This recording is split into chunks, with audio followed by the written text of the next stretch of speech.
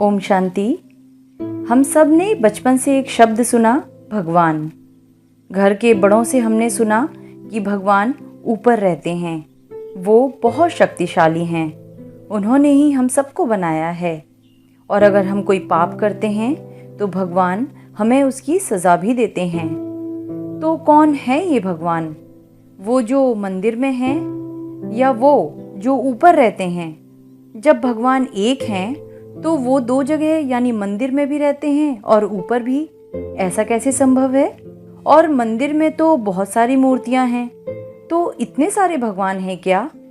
और अगर मंदिर में भगवान की मूर्तियां हैं तो हम उन्हें देवी देवता क्यों कहते हैं?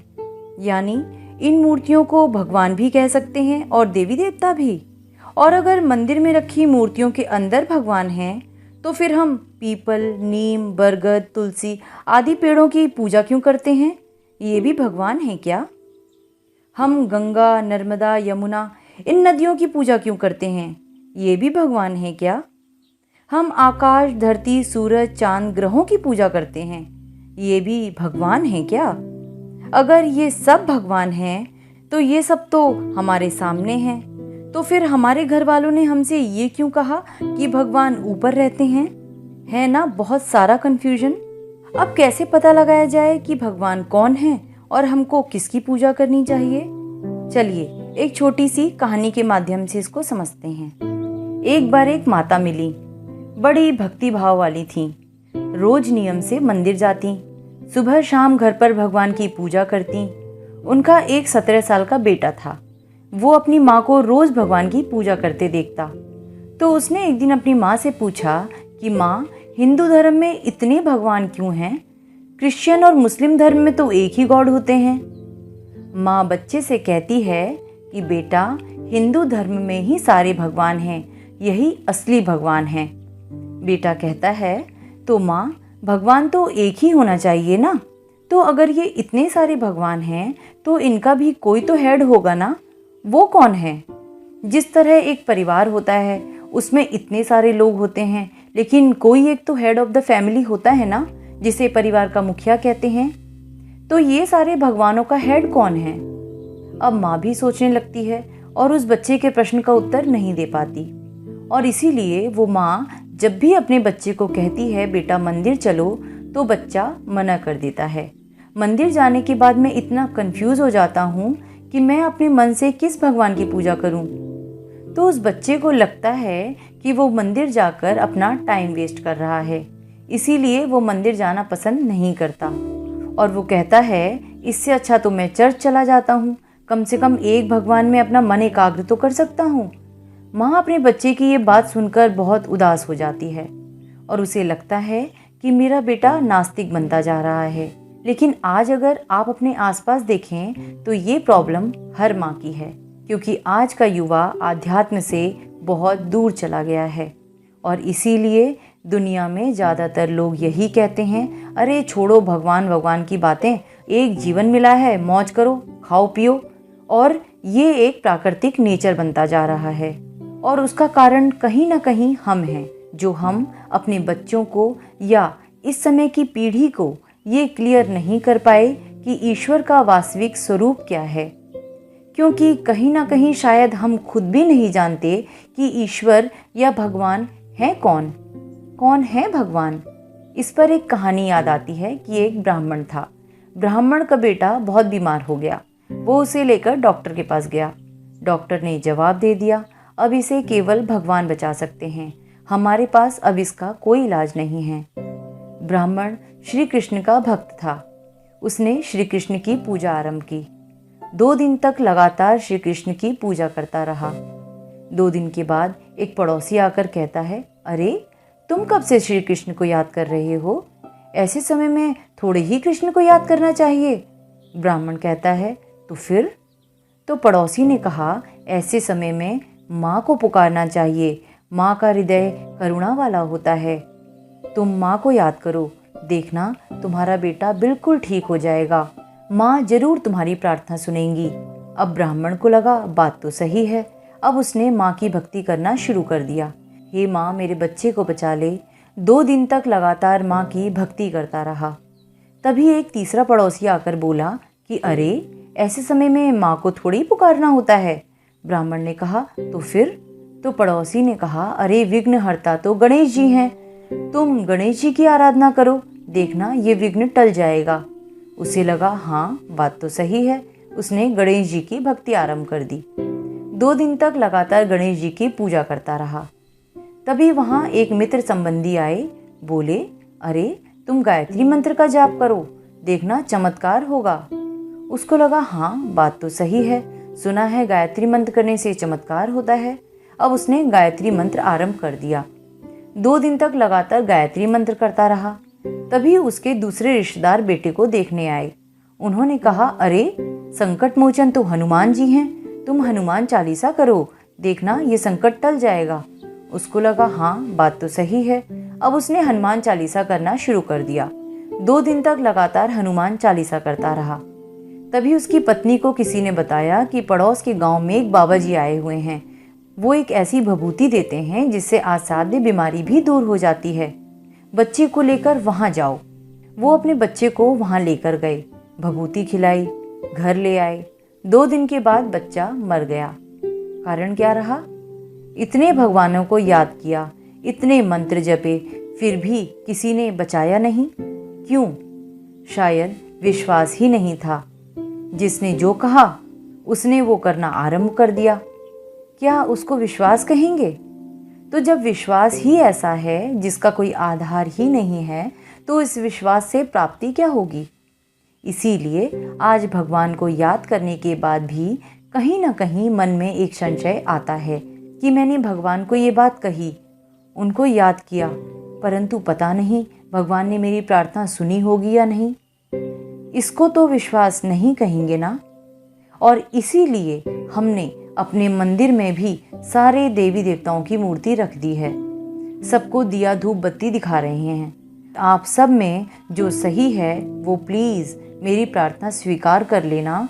अब जहाँ विश्वास ही ना हो या विश्वास ही एक संशय के ढेर पर हो तो प्राप्ति क्या होगी? इसीलिए घरों में भी सारे देवी देवताओं के चित्र रखे हुए होते हैं। मंदिर में भी यही बात होती है। तो आखिर सत्य क्या है? तो सत्य को समझना बहुत ज़रूरी है। कुछ लोग कहते हैं प्रकृति परमेश्वर है, कुछ का कहना है आत्मा सो परमात्मा, कुछ कहते हैं ब्रह्म ही ईश्वर है, कुछ का मानना है कि कण कण में भगवान है, यानी भगवान सर्वव्यापी हैं। तो कुछ कहते हैं वो निराकार है, न नाम है, न रूप है, न आकार है। तो कुछ तो ये कहते हैं कि ये सारे देवी देवता ही परमात्मा हैं। अरे हाँ, कुछ लोग तो यहाँ तक भी कहते हैं कि ईश्वर जैसा कुछ है ही नहीं, और अगर सचमुच ईश्वर है तो सबूत दीजिए। अब आप खुद सोचिए, जब हम परमात्मा के अस्तित्व से जुड़ी इतनी बातें सुनते हैं तो हमें कन्फ्यूजन होगा या नहीं होगा, बताइए। और हम भी यही सोचेंगे कि आखिर इन सब में सत्य क्या है? क्या ये सभी सत्य हैं? इनमें से कोई एक सत्य है या सत्य कुछ और है जिसको अभी तक हमने समझा ही नहीं? सत्य तो एक होना चाहिए ना, क्योंकि ये सारी बातें एक दूसरे का खंडन करती हैं। क्या आपने 5 सूरदास की कहानी सुनी है? आज के इस टॉपिक पर वो कहानी बिल्कुल फिट बैठती है। तो कहानी कुछ इस प्रकार है कि एक बार 5 सूरदास को कहा जाता है कि आप सभी हाथी घर जाइए और जाकर देखिए कि हाथी कैसा होता है। वो पांचों थे तो नेत्रहीन, गए हाथी घर हाथी देखने। पांचों ने एक एक करके हाथी को छुआ और टटोल कर हाथी को देखा। अब जिसके हाथ जो आया उसने हाथी को वैसा ही समझा। एक के हाथ में हाथी का पैर आया तो उसने कहा हाथी खंबे जैसा है। जिसके हाथ पीठ आई तो कहा दीवार जैसा है। एक के हाथ पूंछ आई तो कहा रस्सी जैसा है। अब दूसरे के हाथ सूंड आई तो कहा सांप जैसा है। कान आए तो कहा सूप जैसा है। आखिर सत्य क्या है? क्या ये सभी सत्य हैं? क्या इनमें से एक सत्य है या सत्य कुछ और है जो वो देख नहीं पा रहे थे? अब इन पांचों सूरदास को कहा जाता है कि आप उस छठे सूरदास को जाकर बताइए कि हाथी कैसा होता है। अब एक एक कर सभी सूरदास एक के बाद एक नंबर से जाते हैं और छठे सूरदास को जाकर अपने हिसाब से हाथी की व्याख्या देते हैं। पहला सूरदास कहता है देखो भाई, हाथी एक प्राणी है जो लंबे लंबे खंबे जैसा है। दूसरा जाकर बताता है, देखो भाई, हाथी सीधा सीधा दीवार जैसा है।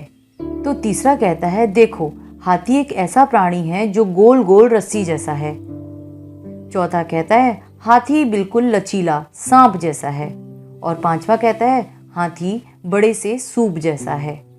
अब एक एक कर पांचों की बात सुनकर ये छठा सूरदास क्या समझेगा कि हाथी कैसा है, क्योंकि पांचों ने एक हाथी के बारे में अलग अलग बात बताई है। तो आखिर सत्य क्या है? लेकिन फिर भी वो विश्वास कर लेता है कि आखिर पांचों ने महसूस तो किया है ना, वो झूठ थोड़े ही ना बोल रहे होंगे। होगा कोई ऐसा प्राणी जो घड़ी घड़ी रूप बदलता होगा, तो वो विश्वास कर लेता है। अब इस छठे सूरदास को कहा जाता है कि वो सामने एक सातवां सूरदास बैठा है, आप इसे जाकर बताएं कि हाथी कैसा होता है। अब ये छठा सूरदास जाता है सातवें सूरदास के पास और उसे बताता है कि देखो भाई, मैंने तो महसूस नहीं किया है, लेकिन पांच ने जो महसूस किया वो मैं तुम्हें बताता हूँ कि हाथी एक ऐसा प्राणी है जो बहरूपिया है, घड़ी घड़ी रूप बदलता है। कभी तो वो खंबे जैसा हो जाता है, तो कभी दीवार जैसा, कभी सांप जैसा होता है, तो कभी रस्सी जैसा, कभी कभी वो पंखे जैसा हो जाता है, यानी सूप। तो जो सातवां सूरदास था वो बहुत बुद्धिमान था। उसने कहा, देखो भाई, कोई बहरूपिया हो सकता है, मान लिया, लेकिन वो पूरा का पूरा स्ट्रक्चर चेंज कर ले, ऐसा थोड़ा ही होता है। तो उस छठे सूरदास ने कहा, भाई, उन पांचों ने तो महसूस किया है ना, तुम्हें मानना है तो मानो, नहीं तो छोड़ दो। सातवां सूरदास कहता है, कोई कहता है तो ठीक है, लेकिन अपने विवेक से तो काम लो, हो सकता है उन्हें कुछ गलतफहमी हुई हो, वो कहीं किसी पॉइंट पर गलत हो रहे हो।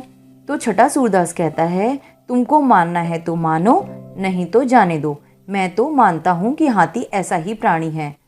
तो साथियों, कहीं हमारी हालत भी इन सूरदासों की तरह तो नहीं हो गई है? हमारे ऋषि मुनियों ने अपने अनुभव के आधार से ईश्वर की आराधना की, तपस्या की और ईश्वर के कई गुणों को महसूस किया। उन्हें ईश्वर के विषय में मनुष्यों को वो कहने का प्रयास किया। किसी ने प्रकृति में कुछ महसूस किया तो कहा प्रकृति परमेश्वर है। किसी ने किसी आत्मा से कुछ प्राप्ति करी तो कहा आत्मा ही परमात्मा है। किसी ने कण कण में कुछ महसूस किया तो कहा कण कण में ईश्वर है। किसी ने निराकार से कुछ अनुभूति की तो कहा ईश्वर निराकार है। किसी ने साकार इष्ट देवी देवताओं से कुछ प्राप्ति की तो कहा यही ईश्वर है। लेकिन सत्य क्या है? तो नेत्रहीन तो हम सब हैं, क्योंकि भगवद गीता में भी श्री कृष्ण ने यही कहा है, हे अर्जुन, तुम मुझे इन चर्म चक्षुओं से नहीं देख सकते, मुझे केवल ज्ञान के चक्षुओं से ही देखा और समझा जा सकता है। यानी ईश्वर देखने की चीज नहीं, बल्कि उन्हें समझने की, अनुभव करने की आवश्यकता है। और जो सूक्ष्म होता है उसे अनुभव करना थोड़ा मुश्किल होता है। इसीलिए ईश्वर के बारे में इतनी भ्रांतियां फैल गईं। तो परमात्मा कौन है, इस विषय पर आप भी विचार कीजिए, क्योंकि ईश्वर उसको कहा जाता है जो सर्वधर्म मान्य हो, जिसको सभी धर्म वाले ईश्वर के रूप में स्वीकार करें। ये नहीं कि हिंदू का अलग है, मुसलमान का अलग है, क्रिश्चियन का अलग है। ईश्वर एक है, परमात्मा एक है। दूसरी बात, परमात्मा उसको कहेंगे जो सर्वोच्च शक्ति है, जिसके ऊपर और कोई नहीं, जो सभी का माता पिता बंधु गुरु शिक्षक रक्षक हो। उसका कोई माता पिता नहीं हो सकता है। इसीलिए हम प्रार्थना में यही गाते हैं कि तुमेव माता च पिता तुमेव बंधु च सखा तुमेव, यानी कि सर्व संबंध उस ईश्वर से जोड़ सकते हैं, वो सर्वशक्ति है। परमात्मा जन्म मृत्यु के चक्र से भी परे हैं, ना उनकी कोई देह है ना देह के संबंध हैं। अजन्मा अकाल मूरत, जिसे काल भी नहीं खा सकता, अकर्ता अभोक्ता, वो इस संसार के सभी चक्रों से परे है, जो सर्वशक्तिवान है। तो परमात्मा के सत्य स्वरूप को जानने के लिए, परमात्मा को जानने के लिए केवल एक ही विधि है, और वो है योग। योग करें और खुद परमात्मा को महसूस करें, परमात्मा के सत्य को जानें। अच्छा, ओम शांति।